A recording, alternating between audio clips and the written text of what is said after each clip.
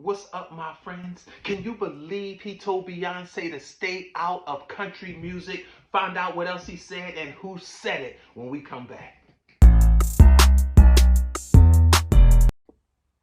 This thing is crazy, right? Can you say drama? Yes, the former star of the Dukes of Hazzard show back in the day, John Snider, he said that Beyonce is like a dog peeing on a tree. Stay out of country music. This is more than the article had to say. It says Beyonce's in the country music doghouse, it seems, at least if John Snider's to be believed, because he said the star's like a dog taking a piss on the genre. The former Dukes of Hazzard star sat down for an interview with right-wing One American News Network to discuss Bey's recent foray into country music, and he blasted the queen for not leaving the genre well enough alone. Snider says left-wing entertainers have to make their mark just like a dog.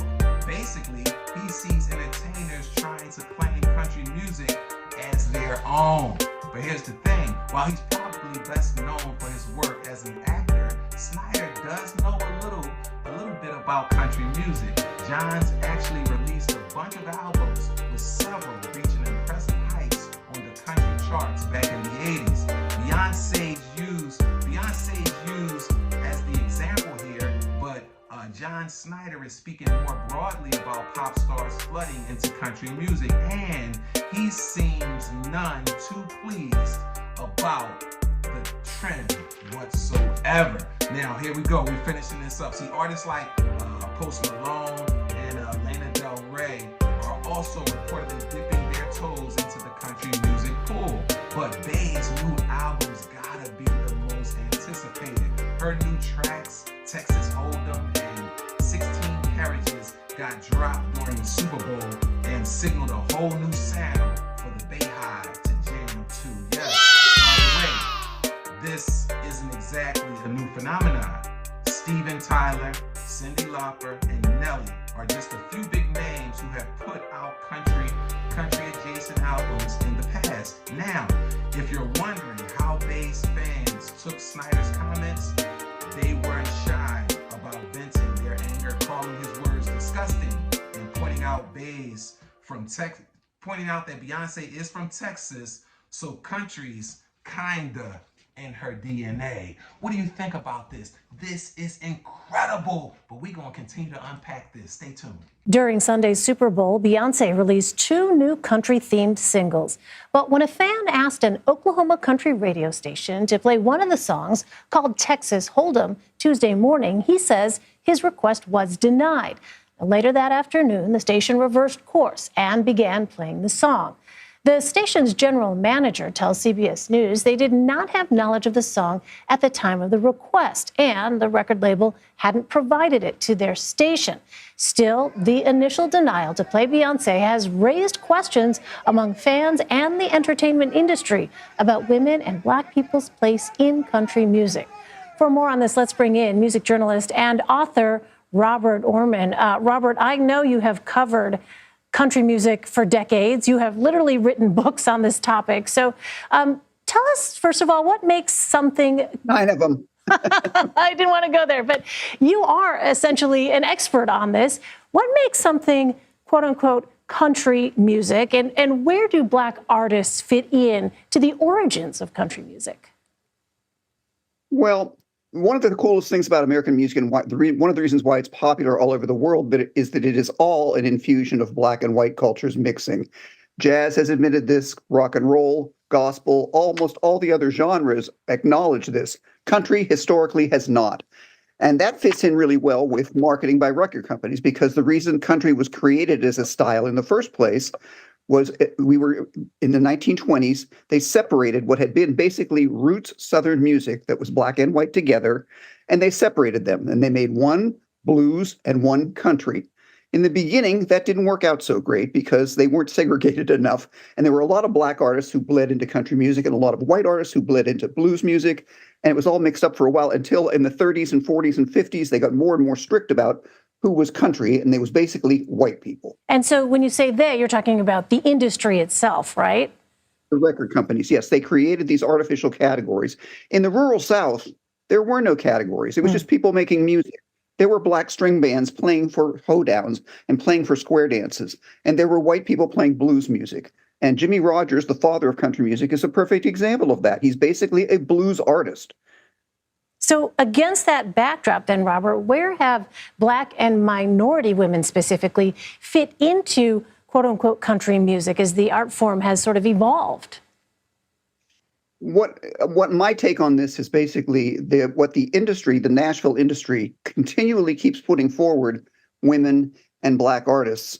The country radio industry has continuously rejected them. Radio is a kind of a different animal than the industry in Nashville. The industry in Nashville brings forward Mickey Guyton and Jimmy Allen and Kane Brown and Darius Rucker and these people. Since 2000, more than 100 black artists have released country records. 3 of them have made it into the top 10. So that gives you, and the top 10, of course, is decided by who's on the radio. And who's on the radio is overwhelmingly white and male. Even though in pop music, you saw it on the Grammy Awards, it was completely dominated by women. You can't tell me that country consumers are that different than pop consumers, that for some reason they only take white men. I want to ask you about Beyonce, especially at this moment, right? It's a perfect example. Yeah. Radio rejecting the record before they've ever even heard it. Yeah. So, and the record doesn't even come out. The record doesn't come out until the 20th of this month. So there's no way for them to have the record when the fan requested it in the first place. But for them to say no before they've even heard it is a perfect example of what I'm talking about. all right.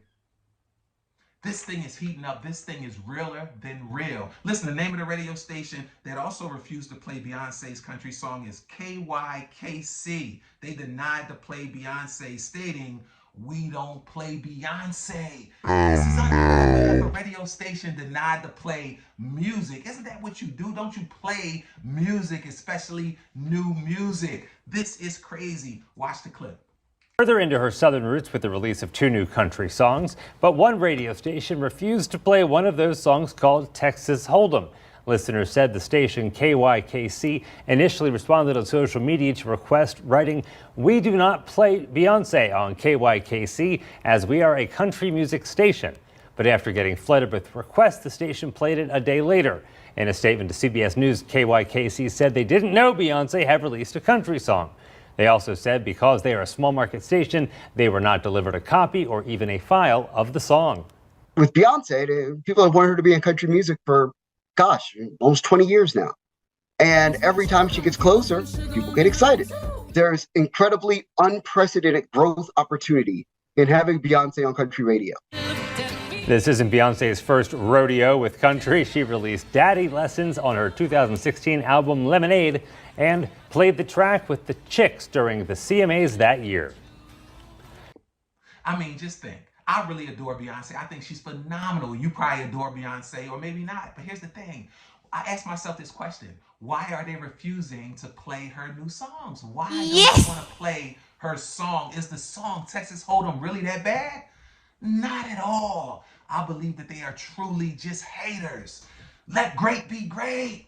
Listen, they are truly haters. So what do you think? I think it's a very amazing song, very catchy. In fact, it started making me a little warm on the inside. Listen, I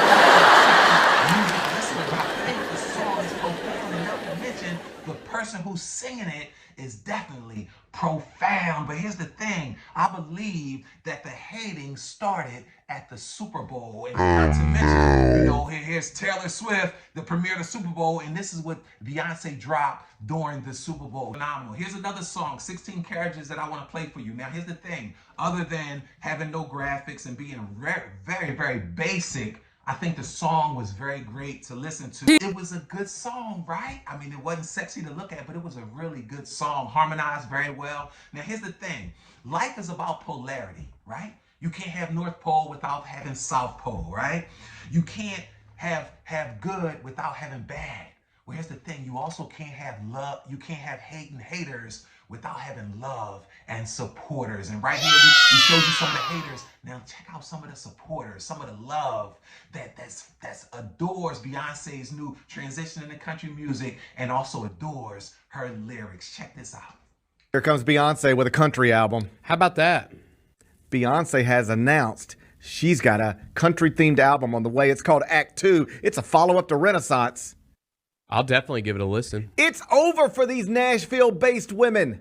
So I think Night. she dropped. Here comes the queen. She dropped a single last night, right? Yes. And it instantly was number one Yes. on iTunes. It's Spotify. over. Yeah. It's over for you, Casey Musgraves. Casey's got a new album out. It's over for you, Miranda Lambert. Here comes the queen. Yeah, she'd probably. Yeah, Here Beyonce comes definitely the jumps her. queen. Yep. Must be tough. It's like, imagine you're a country music star, female. Yep. Right? And you just, you're like, you're Casey Musgraves, you're Miranda Lambert. You're like, man, life's pretty good right now. Yeah. All right? We're doing our thing. I don't know that I'm special. I don't know that you're special. But like, we the only ones here. In this world. We the only ones here. Yep. All right? We got rid of Taylor Swift. Remember when we used to have to deal with Taylor Swift? That's right. She over had here country- in these she country was- streets? she was country, yep. Remember when we had to deal with Taylor Swift in these country streets? But we got rid of her. She's a pop star now. Right. All right? And then Beyonce was over there doing her own little thing. We ain't got to worry about her. But now here comes Beyonce, and she coming to our house? It's over for you. I think it might be. She's gonna have the number one country album. Of course she is. If it's in fact a country album, Beyonce's gonna have the number one country album in the world. There's no doubt about it. I love it. I like it too. Yeah. You know why? Because she's the best at everything she does. Whatever she does, she's the best at it. She wants to rap, she's the best rapper. She wants to sing, she's the best singer. She wants to dance, she's the best dancer. She wants to do a Super Bowl halftime, she's the best at that. Now she know what she has? She's like, I'll do a country album. She'll be the best at that.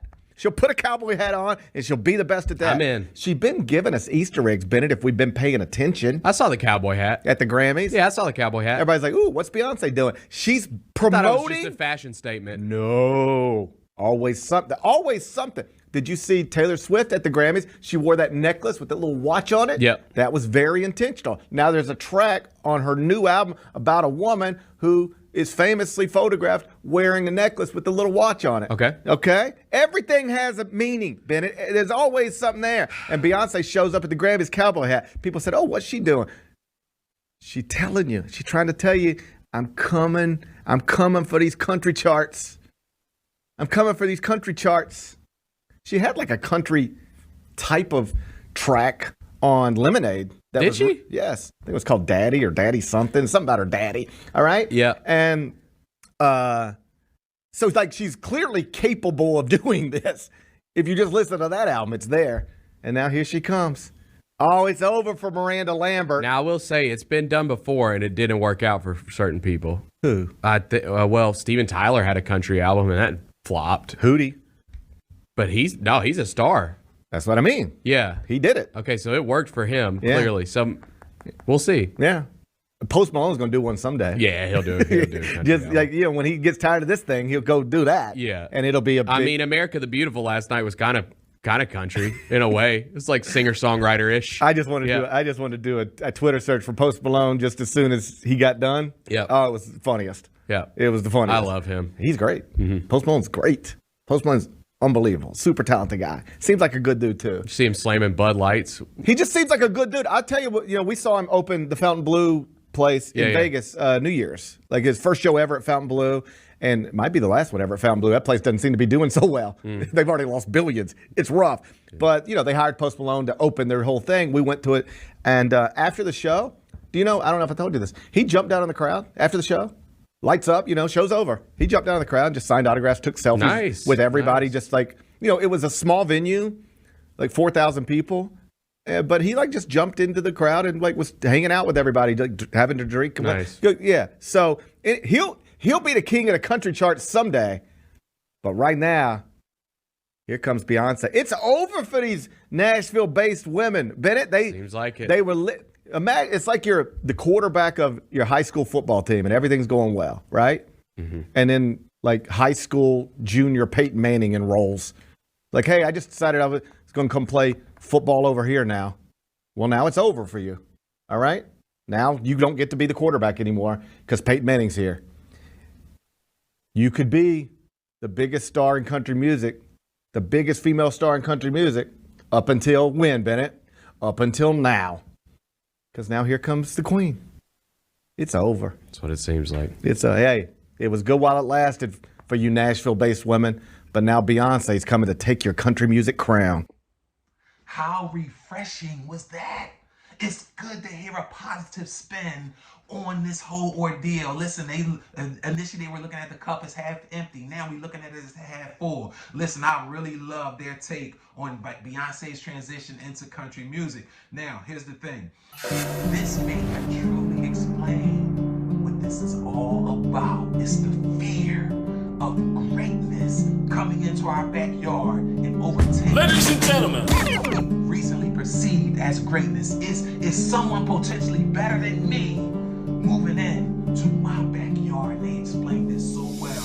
At the end of the day, greatness is going to be greatness, right? Yes. So I think that John Snider, even though he played in a show back in the day called The Dukes of Hazzard, looking at his behavior right now into present day, the name of that show should have been called The Dukes of Haters.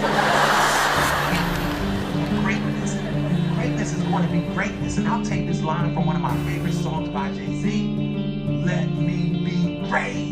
Yes. Let Beyonce be great, because the cream always rises to the top.